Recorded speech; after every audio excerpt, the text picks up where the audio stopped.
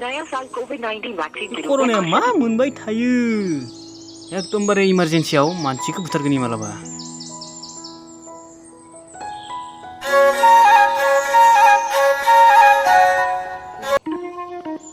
hello ओइ बहा दंलै ओइ न'आवनो दं र' थांगासिनो ओइ फैदोब्रा नेनो बालायलांबाय आङो अबाव दं नोङो नोंसानि दलंखिनियावनो दङ थाब थाब फै नेनो बालायलांबाय दिलै आङो मा हिनजाव बायदि गोबाव खालायबाय थायोब्रा गैलालै माथो दे थाब फै हैद नोंखौ नुहुरबायानो आङो दे दोन गोथाव जिनिसखौनो बानायना लाबोगासिनो दंरा बेनजालायसिगोन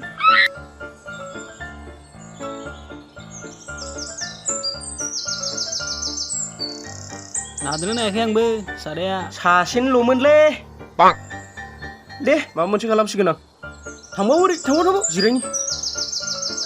आयदै हैद अ सैब साला मोजाङै जिराय ओइ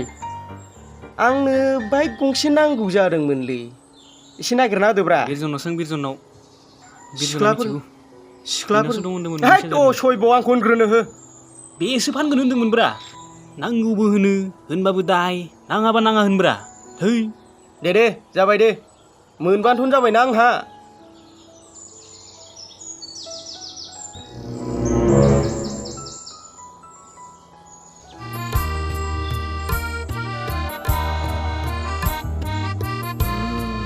सादा नादो र' जुवादखौ नुनायावनो सादा जाग्रासो नुखादां दिस्टाबसो फैयाथ' ओरैनो सादाया खमखा बिलबार थांथ'वालै होमबालाय सादाखौनो जालांसै दे भाई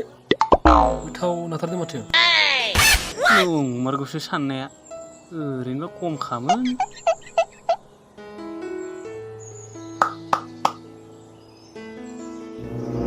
साला सुवादफोराथ' सानै जाबायलै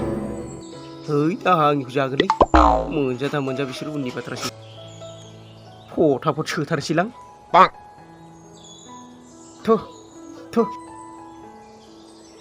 थ' सादाया खिन्थु सासेनिल'सैलै न सोर जायो बे सादाखौ खिन्थु आंसो जाथारगोन बेलाय उनावसो मोनफैदों दा सादाखौ खिन्थु एसे नायगासिनो आंनो हालरगोनांगोन हर आंनिसो फाग्ला बिदिनो जायो आं दहायनिफ्रायनो बेखौ नेयै दंबाय दं सादाखौनो जागोन होननानै नायबाय दंखायो लाबो फाग्ला सादाखौ आंसो बिफोरबायदि नों नुवाखै नामा लाबो आंनिसो बिदि नङाब्रा आं दहायनिफ्रायनो दंबाय दंखायो बिदि नामा लाबो आंनिसो लाबो बिदि नङालै सादाल'खौनो बिदि लाबो हेगार सानै बेगार फाग्लाफोर बे सादा एसेखौनो बेफोरबायदि खालामबाय थाबालाय बोरै जानब्रा